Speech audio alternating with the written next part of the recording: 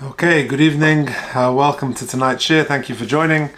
Let me begin just by saying that the shir tonight is dedicated Nishmas Harav David ben Shlomo Zalman Zatzal. That's the late Rabbi David Cooper, the legendary figure known here well in London, the Rav of North Hendon Adas for many, many years, an outstanding Talmud Chacham and person. And my wife and I are privileged to have a personal connection with Rabbi Cooper and the family, that his machatenist, Mrs. Judy Joseph, is a daughter of Rabbi Cooper, and our grandchild is named after him, David, and it's something we're very proud of, and we wish the whole family Nechama and Arichas Yomim and Gesund to Rebbetzin Cooper.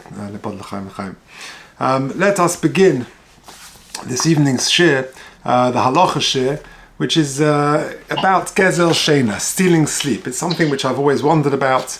It's a very interesting topic, and it's something which I'm looking forward to share with you.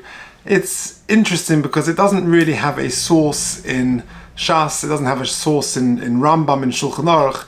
It's something which is more of a contemporary, relatively contemporary term, but it is connected to this week's Parsha. For us in Chutz La'aretz, it's Parshas Kedoshim. The pasuk says, "Lo tignovu," one shouldn't steal. People think that the Aseres HaDibros, that's the makar for it, but actually "Lo tignov" in the Aseres HaDibros refers to kidnap. In this week's parsha, "Lo tignovu," that is theft, monetary theft. So if you look at the sheet, if you're listening online, please email me at j.golker@gmail.com. The chinuch in mitzvah number Reish Chof Daled, mitzvah number 224, the chinuch sets out some parameters. Shelo lignov shum mamon, a person is not allowed to steal any money. Shenemar, as it says, lo tignovu, that's this week's pasuk, this week's parsha. V'omru zichron nivrocha, Chazal say, it's a Gemara in Sanhedrin Peivav Dalef, shezeh ashara ligoiniv mamon. This is the warning, the prohibition not to steal money. The Inyan Hagevu Kamash Parashim Seder Mishpatim, he explains it in more detail over there. Shorish mitzvah zu yodua ki himin ha-mitzvahs ha-seichel ha-mechayovim. In other words, this is a logical mitzvah. It's a mitzvah sichli. A society can't run if there's anarchy, if people are stealing from each other. So it's a mitzvah sichli. Interestingly, Medine ha-mitzvah says the chinuch, Ma she'omru zichron livracha she'osa min ha-Torah lignov afilu ha-manas lahachzir. It's osa. It is prohibited to steal, even if you intend to return the item, or al-manas lemeket, you intend to just agitate a person for a joke or whatever it may be, you steal something momentarily to give it back, it's still not allowed. Koloima kadei lahachis bal hagneva, v'lhavhiloi, to anger him or to just surprise him, l'shah for a short time, or lahachzir, and to return the item to him afterwards. So all of those things would be included in the prohibition. Now, where does Gezel Sheina come from? One of the first sources for Gezel Sheina, it's coined perhaps by the Chofetz Chaim. The Chofetz Chaim writes, it's written up, but there's a famous sefer about the Chofetz Chaim, the Chofetz Chaim of Poalo, and there in Chelek Gimel Omid Kufei it says, the Chofetz Chaim used to say, "Hameir is chaver mishenoso." If someone wakes up another person, Hanu Gazlon, he's called a thief. Shegazal mimenu es menucha, so he's stolen his rest. For Gezel zeh ein lo hashova, it has no repayment. You can't make it up. It's unlike monetary thing where you can return the money stolen or the item stolen. Sleep is irreplaceable, because tomorrow's sleep is not yesterday's sleep, and therefore you cannot repay that. In fact, Rav Nevinsal Shlita says in Sichos L'Sefer Vayikra, he makes this point, and whilst it's possible to repay monetary possessions, sleep can never be returned. So in a way, it's almost worse. Now, the contemporary poskim, the Shevet Halevi, Rav Vosner Zatzal, and the Mishnah Halachas from Menashe Klein, they both struggle, if you like, to try and find some sources for it. As I said, it's not mentioned in Shas, in Rambam, in Shulchan Aruch, but the Shevet Halevi says the following. If you look at the middle box in number 2, Echtoiv bekitzer daiti, I'll tell you in short, says Reb Vosner, my thinking and my understanding of this. Hine geder gezel, the geder, the parameters of theft, lechora lo shaykh rak begozel chefetz, only applies to stealing an item. Shehagazlan yishtamish boy, that the thief will use it. or get some sort of benefit from it. Masha'en kein bittul sheina, but stealing sleep, disturbing someone's rest, which is in the parameters of sort of disrupting someone's rest time. There is certainly an issa involved, like the Gemara says in Babas, which we'll come to. Ivra, however true. They pointed me out to Gemara in Brachas Davovim base.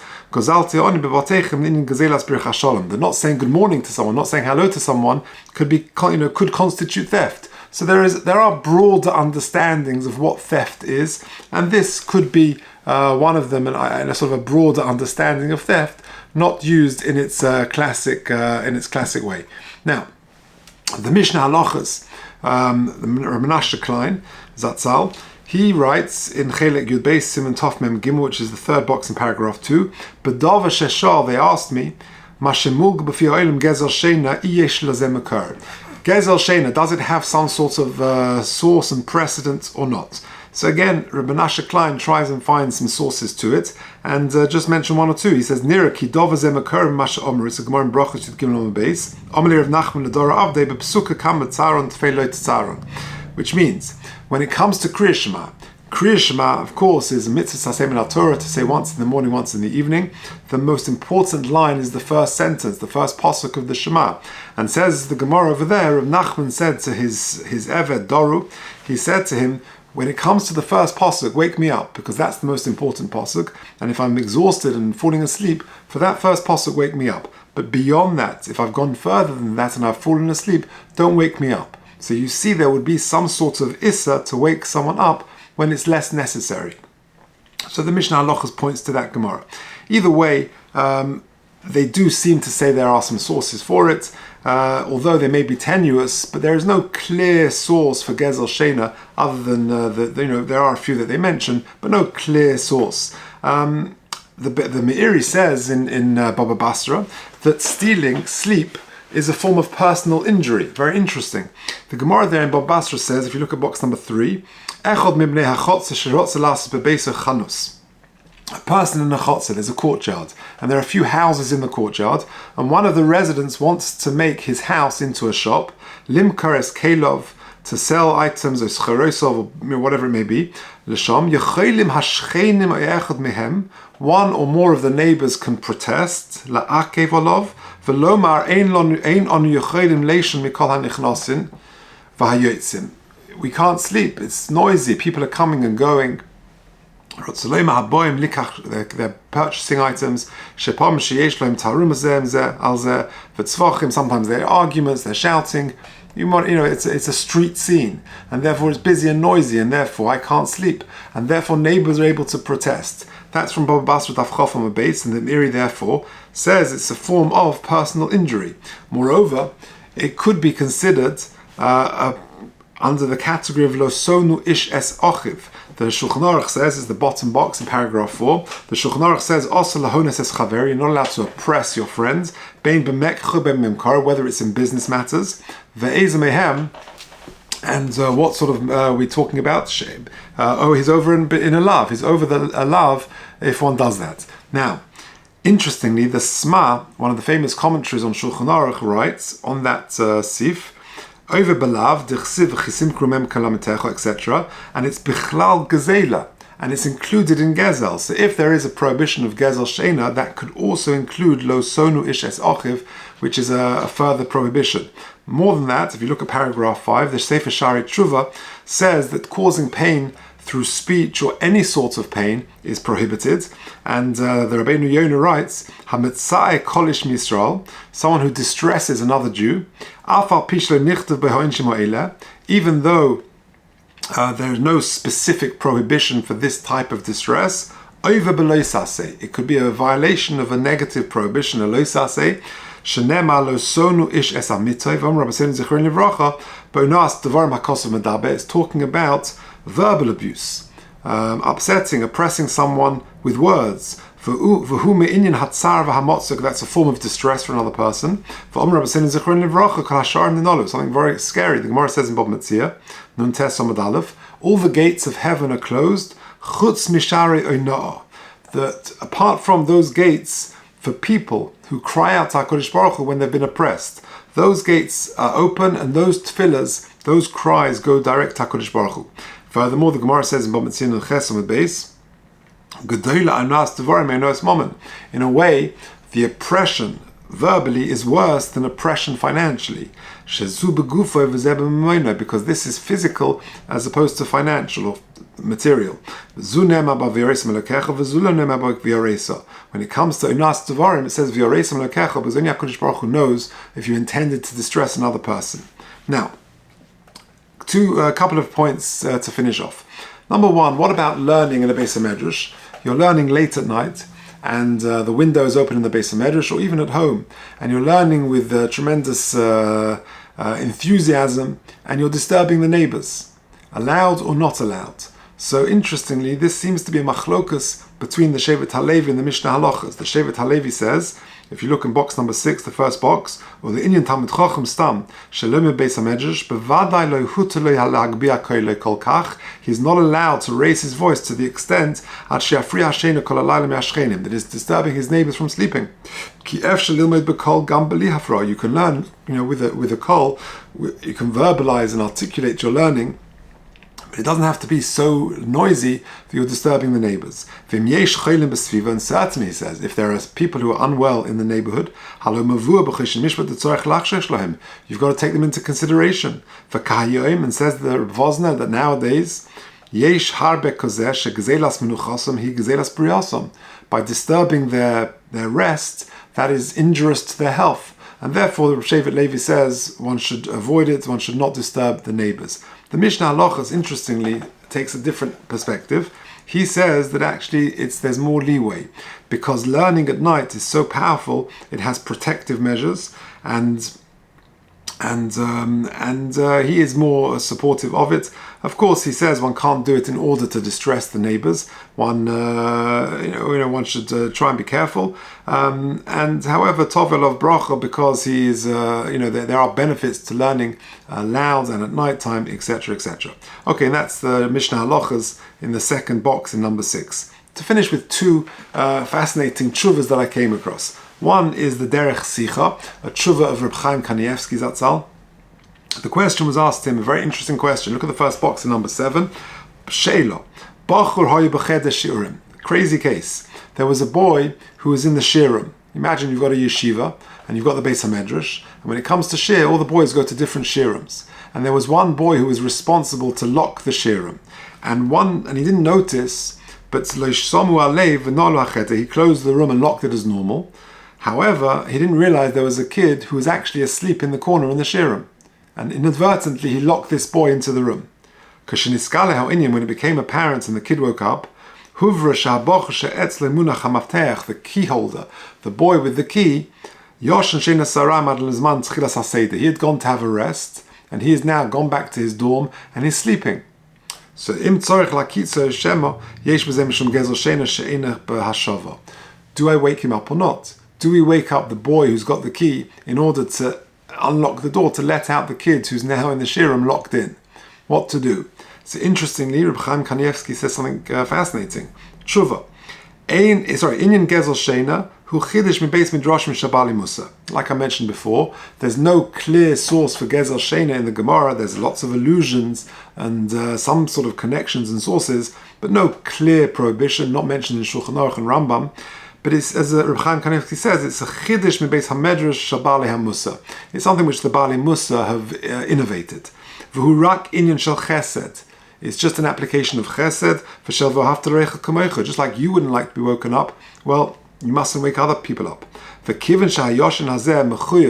since the person who is sleeping is also mechuyev in chesed, says Reb Chaim Kanievsky, so therefore you should wake the person up. Because just the whole purpose is the whole point of Gezel Sheina is don't do a chesed and don't wake him up. But this person is also obligated in chesed, and his chesed is to get the key to be woken up to open the door for this kid, and therefore he says you should wake him up. Now finishing just with an interesting chashukei chemed, fascinating case. I'm sure it's not uncommon. The question came to Rav Zilberstein Shlita Yehudi shechofetz lokum b'tfilas vasikin. There's a certain person who wants to wake up for vasikin. He's has some sort of hisoros in davening. He wants to daven nates very early every morning. And the trouble is, he sets his alarm clock and he doesn't just wake up himself, he wakes up others in the house. And sometimes it could cause him distress. What to do? So let's go through this quickly. Let's go through this answer of the Chashukei Chemet. Tshuva. Yesh kan inyan gadol. There's an interesting and important matter here. That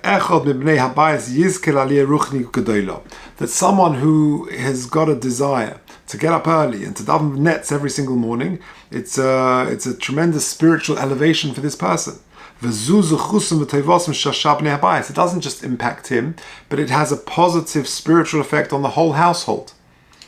That this young man who's waking up early could develop into an Adam Gadol, into a great person. And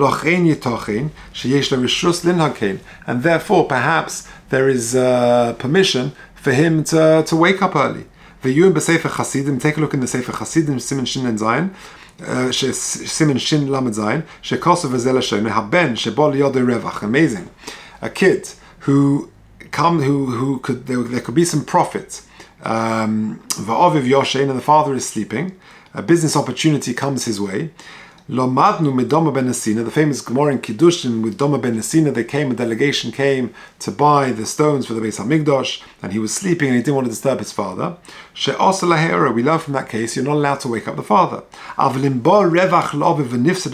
if a business opportunity, enormous profit could come to the father, and the father would lose out, and when he finds out about it afterwards and it's too late, he will be more distressed and he'll be upset, hey, why didn't you wake me up? And the son knows that the father that he'll be happy to be woken up because of that business opportunity. It's a mitzvah to wake him up. And therefore, says Rabbi Zilberstein, when you want to wake him up so that you can go to shul for a dvar mitzvah, then that would be permissible. Ad kan Sheina. And again, I'm not passing halacha here, I'm just telling you what the Chashukei Chemet says from this Sefer Chasidim. And therefore, says Rabbi Zilberstein, if the father is not getting up for Shachris, but the son is waking up and is wanting to go to Vasikin, to nets, it's good for the father. It's even better than a great business opportunity for the father, and therefore there is some sort of benefit there. And therefore the son can activate the clock. But there are some caveats. One caveat is he should set the alarm clock, but so long as the other people in the house are going to fall back asleep, then it would be okay. But it's going to cause them distress. They can't fall asleep again, or they're not healthy, they're unwell, then the son should not do that. So if the parents or the other people in the house cannot fall back asleep, or there is someone unwell in the house, then he should not do it. But otherwise it would be okay. Yesh lahadgish, he should point out, sheborur hadova, of course it is clear, shekol heta now, the whole heta, which he just mentioned, is shaykh rak la'achar shebodak v'nisal ish es kol ha'efsharis hashonis dis'oreb ben bli hafriyam l'acherim. He's got to try other means, a different alarm clock, a quieter alarm clock, other ways of getting up, whatever it may be. But if this is the only way of waking up, and it means that other people wake up with him, so long as they can fall asleep again and there's no one unwell in the house, then says the Chashukei Chemet that would be allowed, because the benefit of one person waking up in the house for nets is a spiritual elevation, not just for the boy, but for the whole household. So there we have it, Gezel, Sheina, a very interesting topic connected to this week's Parsha.